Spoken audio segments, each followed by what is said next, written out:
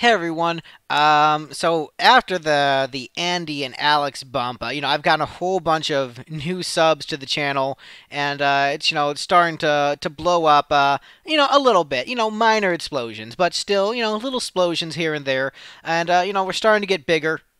And I thought it would be a good idea to do a quick, potentially, I don't know how long this will be, a quick video about what my plans are for the channel and also a little bit about me so you just kind of know who I am, where I come from.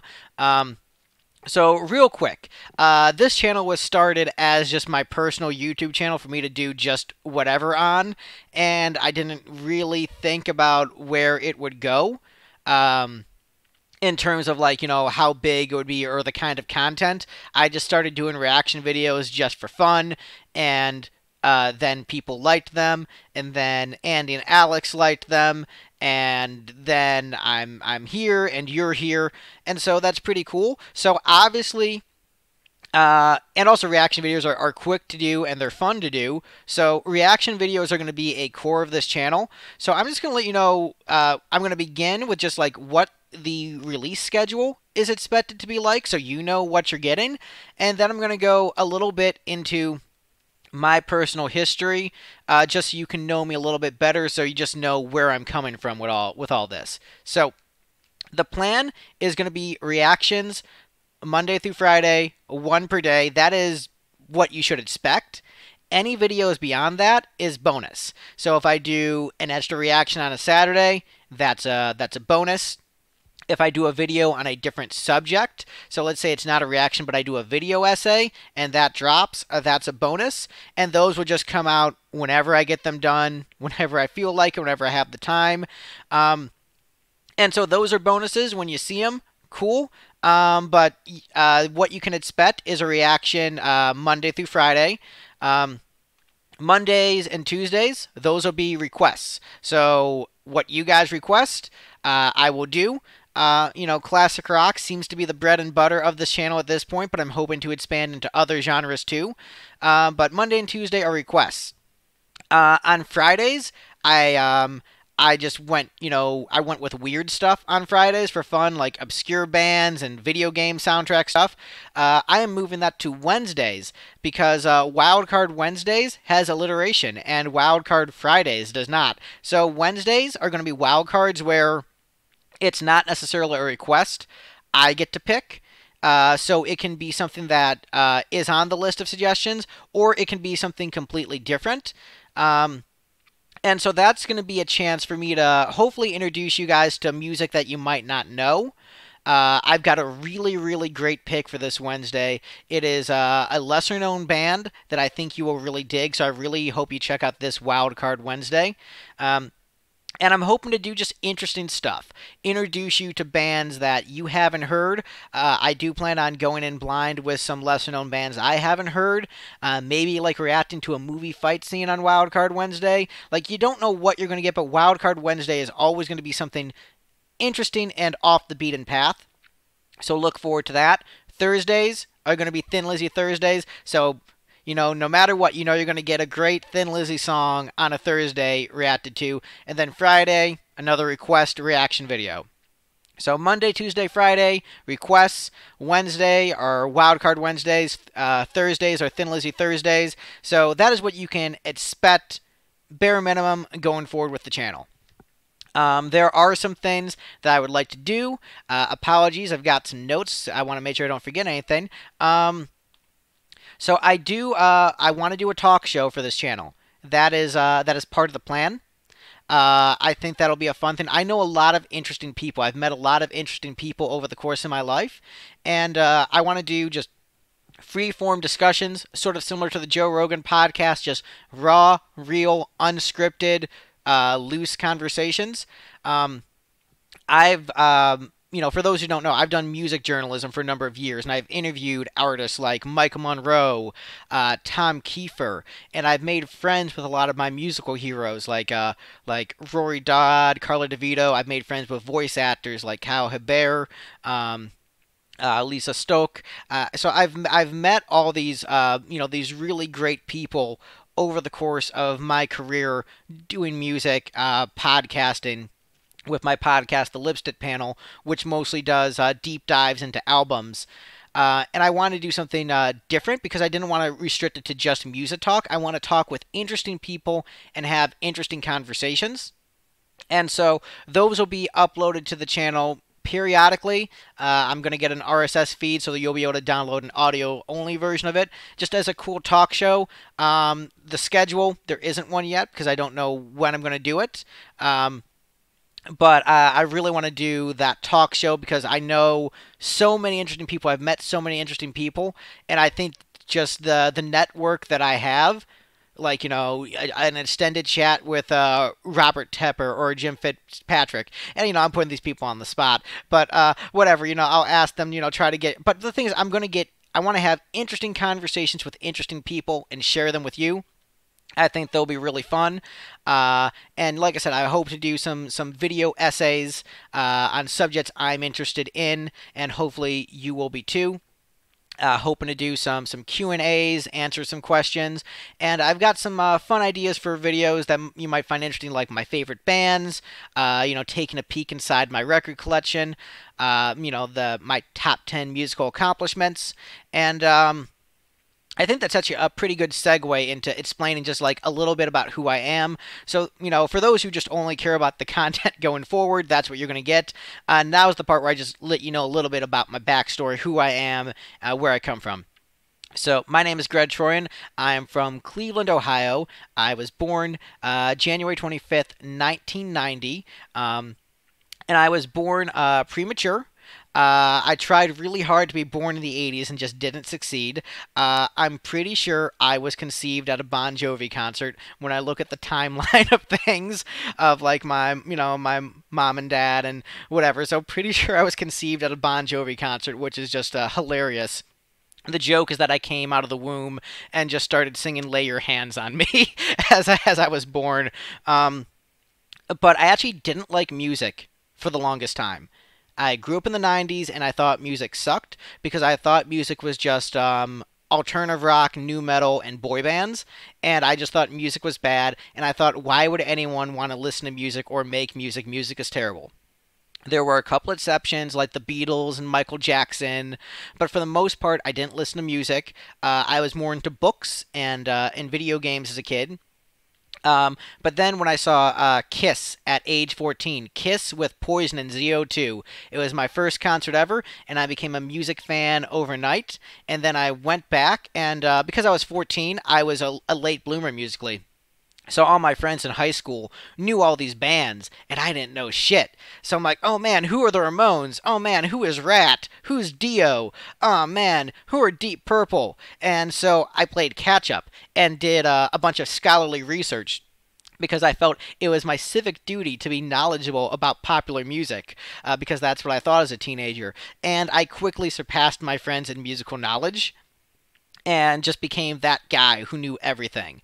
And I realized that the kind of music I liked wasn't being made anymore, so I decided to become a musician myself and went on a really long, interesting journey of music.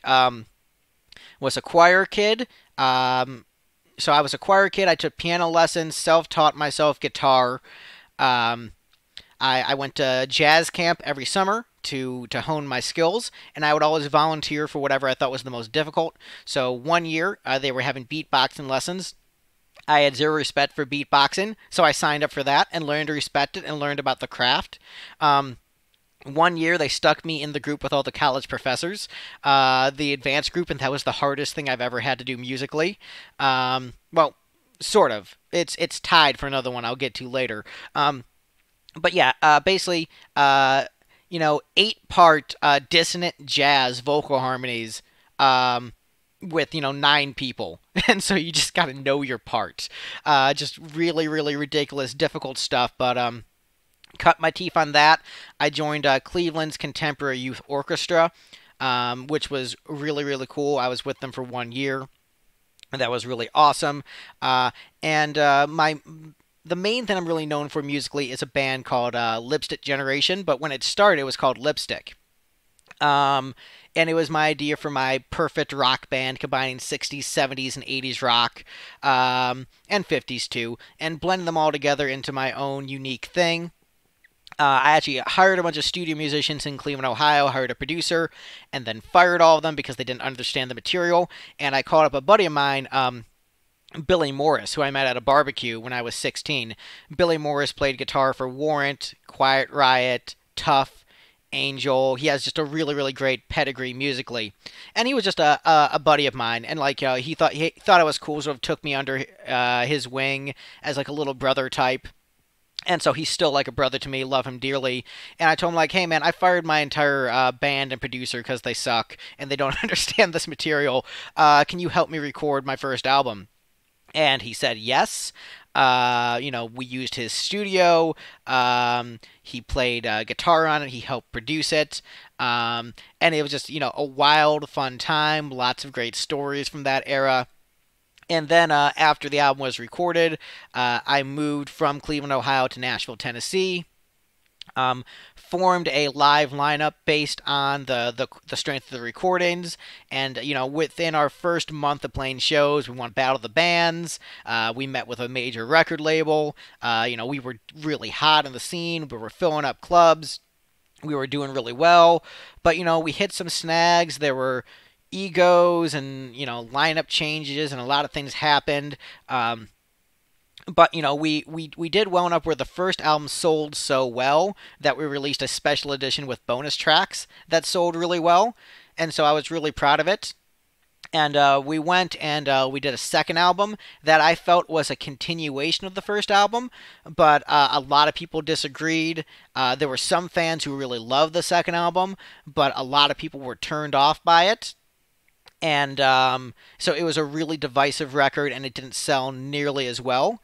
And so then we went and changed the band name, changed the image into something a little bit more traditional because we were really, really glammy, like 70s glam, like Slade. And then we went for the more traditional jeans and leather look. And recorded a really stupid but awesome musical project where we wrote reaction songs to every episode of the final season of Game of Thrones, and wrote, recorded, and released them less than 4 hours after the episode aired. So we would just watch the Game of Thrones episode and be like, all right, let's write a song right now and record it. And we'd all get together, record the song frantically, and toss it up onto streaming services and YouTube less than 4 hours after the episode aired. So that was a cool little musical challenge. That did okay for us, not great. Released a new music video during the era. Did okay for us, not great. And we were in the process of working on a new album and new material and a new single, and then COVID hit, so that got put on pause. And last year, I did one of the two most difficult things I ever did musically, which was a film score for a feature film. 3 hours of music. A lot of it didn't get used, but a whole lot of music. It was a great to itch my classical bug and work with a full orchestra. Obviously done with computers, but to write for an orchestra was a great musical challenge. And I've done a number of other things. I've done some voice acting. I started doing stand up comedy this year, and then COVID hit. But I'm actually, ironically, this is real talk, real talk. I am transitioning out of music. I'm still going to be doing music, but I'm doing less. I consider myself a better writer than a musician. My passion has always been with books and storytelling, and so I'm working on a novel, and I'm also working on a screenplay for a musical, for an animated musical. So I'm going to write the songs for it and also write the script. They're both going along very well, and I'm very happy with the work. And the YouTube thing I just started on the side, just like a fun thing, like, oh, you know what, I want to, do some reaction videos and just chat with some interesting people and throw them up on YouTube and see what happens.